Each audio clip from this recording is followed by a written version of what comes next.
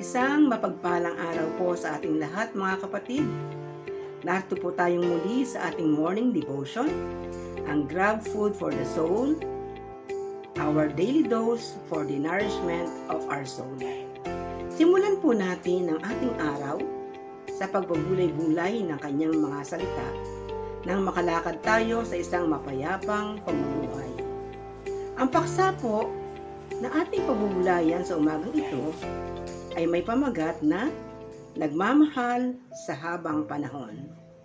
At ang ating pong batayang talata ay masumpungan sa Aklat ng Kawikaan, Kabanatang 17, Talatang 17, at ganito po ang sinasabi: ang kaibigan ay nagmamahal sa lahat ng panahon at sa oras ng kagipitay, kapatid na tumutulong.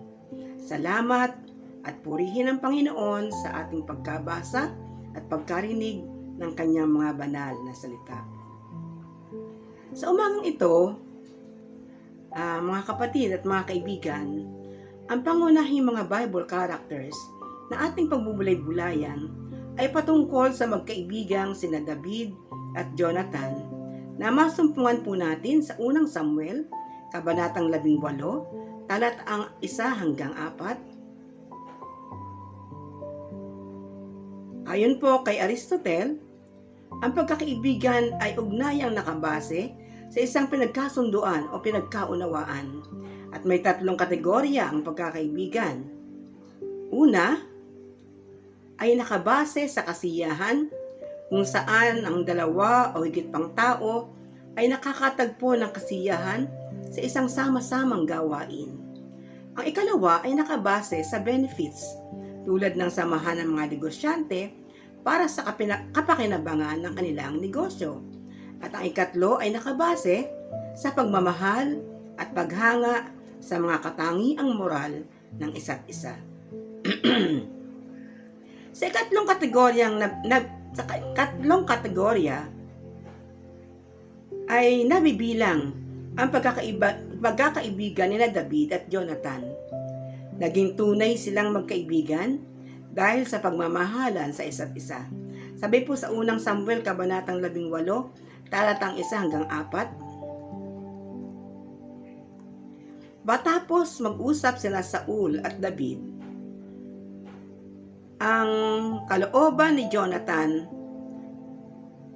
na anak ni Saul ay napalapit kay David. Napamahal si David kay Jonathan tulad ng pagmamahal nito sa kanyang sarili. Mula noon, hindi na pinauwi ni Saul si David. Dahil sa pagmamahal ni Jonathan kay David, isinumpa niya na sila'y magiging magkaibigan habang buhay. Ibinigay niya kay David ang kanyang balabal at kagamitang pandigma, pati ang kanyang tabak, pana at sinturon. Lumutang ang kalidad ng pagkakaibigan ni Jonathan kay David, at mula rito'y nakukuha natin ang mga katangian ng isang tunay na kaibigan.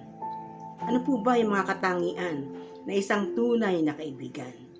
Una po, ang tunay na kaibigan ay nagmamahal sa kanyang kaibigan tulad ng sa kanyang sarili. Ang matalik mong kaibigan ay isang taong nagmamahal sa iyo gaya ng pagmamahal niya sa kanyang sarili. At siya naman ay minamahal mo gaya ng iyong sarili. Niligtas si Jonathan si David mula sa plano ng kanyang amang si Haring Saul na patayin si David. Hindi rin niya inisip ni si David ay mahigit na kalaban sa pagmamana ng trono ng kaharian. Ang presensya ng kaibigan ay sapat na upang mabigay sa atin ng tapang at lakas ng loob para harapin ang mabibigat na pagsubok sa buhay. With a true friend, you will never feel alone. Wika ni Helen Keller na isang bulag. Walking with a friend in the dark is better than walking alone in the light. Napakaganda ng sinabi sa Mga Ngaral chapter 4 verses 9 to 12. Ang dalawa ay may mabuti kaysa isa. Mas marami ang bunga ng anumang gagawin nila. Kapag nabuwal ang isa, maitatayo siya ng kanyang kasama. Kawawa ang nag-iisa sapagkat walang tutulong sa kanya kapag siya ay nabuwal. Kung malamig ang panahon, maaari silang magtabi sa higaan upang parehong mainitan. Ngunit, saan siya kukuha ng init kung nag-iisa siya? Kung ang nag-iisa ay maaaring magtagumpay laban sa isa, lalo na ang dalawa. Ang lahat na may 3 pilipit na Biblia na hibla ay higit agad nalalagot. Kung mayroon kang matalik na kaibigan, may garantiya kang hindi ka nag-iisa. May nakaalalay lagi kapag dumarating ang panghihina ng loob at kawalan ng pag-asa. Ang wika sa Kawikaan 17:17, ang kaibigan ay nagmamahal sa lahat ng panahon at sa oras ng kaglipitay, kapatid na tumutulong. Minamahal din tayo ng Diyos bilang kaibigan. Wika po sa 1:13-15, hindi ko na kayo itinuturing na mga alipin, sapagkat hindi alam ng alipin ang ginagawa ng kanyang Panginoon. Sa halip, itinuturing ko kayong mga kaibigan, sapagkat sinabi ko sa inyo ang lahat ng narinig ko sa aking Ama. Ang pangalawa po, Ang tunay na kaibigan ay handang ipagkaloob ang kanyang time, talent, and treasure. Sabi po sa unang Samuel 18:4, binigay niya kay David ang kanyang balabal at kagamitang pandigma, pati ang kanyang tabak, pana at sinturon. Wala nang natira kay Jonathan. Handa niyang ibigay kay David ang lahat, maging ang kanyang kapangyarihan. Dahilan sa kasikatan ni David, maaari niyang palitan si Haring Saul bilang hari. Kaya nangangalit at naiinggit si Haring Saul kay David.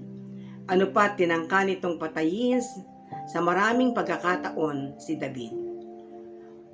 Walang ganitong damdamin ng selos at inggit si Jonathan. Handa si Jonathan tanggapin ang kanyang kaibigang si David bilang hari. Friendship is an exciting adventure. Maaring kung minsan ay nagkakatampuhan, pero after a while, magkasundo na ulit. Ang gusto ng isa ay gusto rin ng isa. Pati sa pagkain, hilig, pananamit, panlasa, at pananaw ay nagkakatulad na rin. Kaya kung wala tayong tunay na mga kaibigan, ay dumarating ang pagkaboring. Hindi ba karanasan din natin yan? Kapag ang matalik na kaibigan ang humiling, hindi natin matanggihan. Handa nating ibigay ang the best, pati ating panahon, pati ang ating mga kayahan. Ang tunay na pagkakaibigan ay hindi basta nangyayari. You make it happen through investment of time, talent, and treasures. Katulad ni Jonathan at David, ang Diyos ay matalik din nating kaibigan. Dahil sa pagmamahal niya sa atin, binigay niya maging ang kanyang bugtong na anak sa atin, ang ating Panginoong Hesus, upang tayo'y maligtas. At ang Panginoong Hesus na nagkatulang tao ay tunay nakakaunawa sa atin. Tiniis niya ang lahat ng pagpapakasakit para sa atin hanggang kamatayan. Salamat sa Panginoong Hesus, sa tunay na kaibigang nakalaang magkaloob ng lahat para sa kapakanan ng sangkatauhan. Isang malalim na ugnayang nagtatali sa tunay na magkaibigan. Tayo po ay manalangin. O Diyos, Amang makapangyarihan sa lahat, maraming salamat po sa umagang ito, sa patuloy na pagbibigay niyo sa amin ng panahon upang kami ay muli makapagbulay-bulay na inyong mga salita. Maraming salamat po dahil kayo ang aming tunay na kaibigan na laging nahandyan, na handang tumulong sa bawat sa amin. Sa umagang ito, Panginoon, patuloy ko pong pinagkakatiwala sa inyo ang buong maghapon na aming lalakaran. Ang mga estudyante na pumapasok na sa kanilang mga paaralan, patuloy ko pong dalangin na patuloy niyo po silang bigyan ng katalinuhan, ang pag-iingat, Panginoon, ang kanilang maranasan sa kanilang pagpasok at pagwing muli sa kanilang mga tahanan. Maging ang mga nagtatrabaho sa kanilang mga workplace, ingatan niyo po sila sa kanilang mga pagbibiyahe, makarating sila sa kanilang workplace ng ligtas at maranasan sa buong maghapon ang kagalakan na nagmumula sa inyo. At dalangin ko rin, Panginoon, ang mga kapatid namin nakakaranas ng mga karamdaman sa aming mga lupang katawan. At tunay nga po, Panginoon, na hindi ligid sa inyo ang aming mga pinagdadaan ng karamdaman. Ang aking patuloy na dalangin, ipuin niyo po kami, Panginoon, na mapagpalang kamay, paranas ang kagalingan na nagmumula sa inyo, basbasan ang mga gamot na aming iniinom upang ito ay makatulong sa mabilis na paggaling ng aming mga karamdaman. Dalahin ko rin, Panginoon, ang aming mga kapatid na pinagkatiwalaan nyo ng mga negosyo. Patuloy nyo silang pagpalain, patuloy na iparanas sa masaganang pagpapala na nagmumula sa inyo, maranasan ng kanilang negosyo, ang maraming kliyente upang maranasan na, Panginoon, ang sapat na biyaya na nagmumula sa inyo. Dalangin ko rin po, Panginoon, ang isa naming munting kapatid na si Baby Alex, na siya ay nakaranas ng major operation sa kanyang puso, Panginoon, sa kabila ng kanyang kamusmusan. Patuloy ko pong dalangin nawa ay makarecover na siya, Panginoon, at mailipat na siya, Panginoon, sa ward section, Panginoon, sa Heart Center Hospital, Panginoon. Maging ang kanyang mga magulang, patuloy niyo po silang ingatan sa kanilang pamamalagi sa labas ng ospital. Kayo, Panginoon, na mag-provide ng kanilang mga pangailangan. At nagtitiwala po kami na sa buong maghapon, pararanas po sa amin, Panginoon, ang kasiyahan, ang kagalakan, ang patuloy na biyaya na nagmumula sa inyo. Ito pong aming dalangin sa pangalan lamang ng aming Panginoong Hesus. Amen. Salamat po sa inyong pagsama at sa ating pagbubulay-bulay ng salita ng ating Panginoon. A friendly reminder po para sa bawat sa atin, be Christ-like in your workplace today. Humayo at maglingkod. God bless us all.